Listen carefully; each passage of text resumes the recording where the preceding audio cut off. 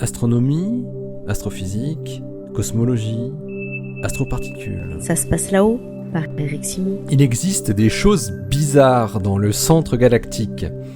Parmi elles, il y a ce que les astrophysiciens ont appelé des filaments radio. Des zones d'émission radio qui ont une forme très particulière, ressemblant à de longs fils très fins de plusieurs dizaines d'années-lumière de longueur.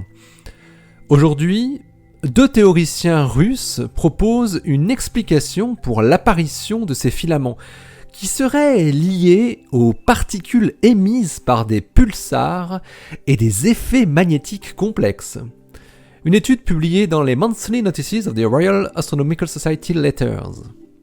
Outre leur morphologie très étonnante, les nombreux filaments radio du centre galactique montrent pour la plupart une partie centrale très brillante, sans qu'aucune source ne soit distinguable.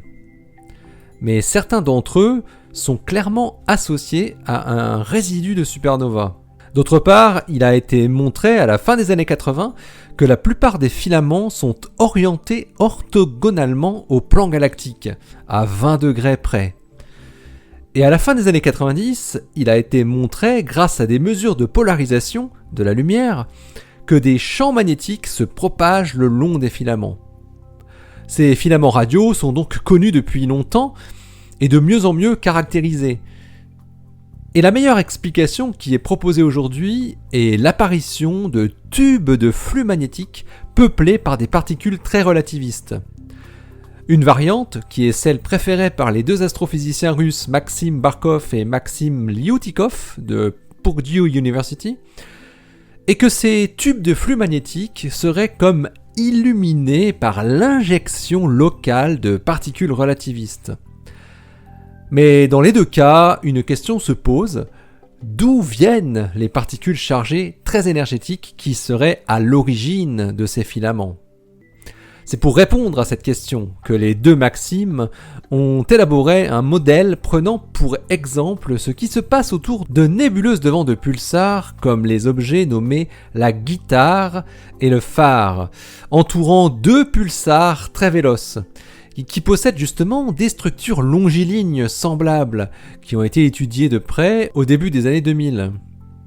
Des simulations de magnéto-hydrodynamique relativiste sur ces objets avaient permis de conclure, il y a quelques mois, que ces structures longilignes sur la guitare et le phare ne pouvaient pas avoir une origine hydrodynamique, c'est-à-dire un mouvement de gaz, mais qu'au contraire, elles devaient diffuser des particules qui s'échappent dans le milieu interstellaire à cause de reconnexions entre les champs magnétiques respectifs de la nébuleuse de vent de pulsars et du milieu interstellaire.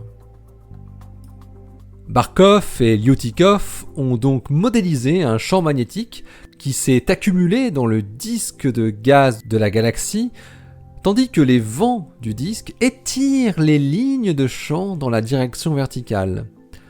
Or, on sait qu'un grand nombre de pulsars millisecondes orbitent à grande vitesse dans la région centrale de la galaxie.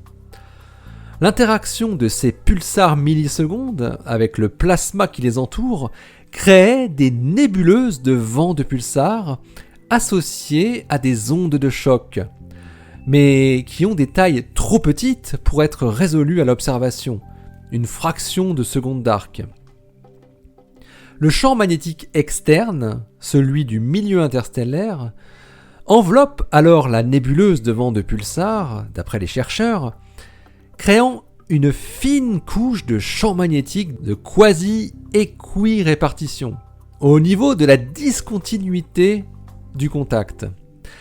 Il s'ensuit que cette discontinuité magnétique de contact devient ce que les chercheurs appellent une discontinuité rotationnelle, avec des champs magnétiques de même intensité des 2 côtés. Et ce sont ces types de discontinuités qui sont les plus sensibles aux reconnexions magnétiques. L'efficacité d'une reconnexion magnétique dépendra de l'orientation relative des champs magnétiques de la nébuleuse de vent de pulsars et du milieu interstellaire. Elle est maximum quand ces champs internes et externes sont contre-alignés. Lorsqu'une telle reconnexion magnétique a lieu, c'est un véritable trou qui apparaît dans la nébuleuse de vent de pulsar. Et des particules chargées, fortement accélérées par la dernière onde de choc, peuvent alors s'y engouffrer et s'échapper dans le milieu interstellaire.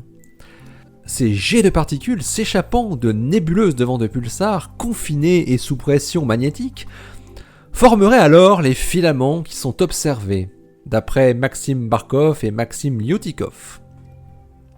Ces filaments radio seraient même un bon traceur de la population de pulsars millisecondes qu'on ne parvient pas à voir directement. Le mécanisme proposé par les théoriciens russes pourrait expliquer par ailleurs l'excès de rayons gamma qui est observé depuis plusieurs années en provenance de la même région de la galaxie. Les particules des nébuleuses de vent de pulsar produiraient des rayons gamma par diffusion Compton inverse, des diffusions élastiques d'électrons énergétiques sur des photons peu énergétiques. Les astrophysiciens théoriciens russes concluent leur étude en montrant que si leur modèle est correct, il doit être possible d'observer des variations dans le temps des filaments les plus grands, à l'échelle de la dizaine d'années. Et même des variations plus petites pourraient être vues sur des échelles temporelles plus courtes. Les observateurs vont maintenant retrouver de nouvelles raisons de se repencher sur ces structures filamenteuses étonnantes et presque étranges qui égayent le centre galactique en ondes radio. L'article de Maxime Barkov et Maxime Liotikov, les deux Maximes, est paru dans Monthly Notices of the Royal Astronomical Society Letters, le volume 489, daté d'octobre 2019. Il porte le titre « On the Nature of Radio Filaments Near the Galactic Center ». Allez, d'ici la prochaine, portez-vous bien, restez bien les yeux vers le ciel et les pieds sur terre. Allez, salut!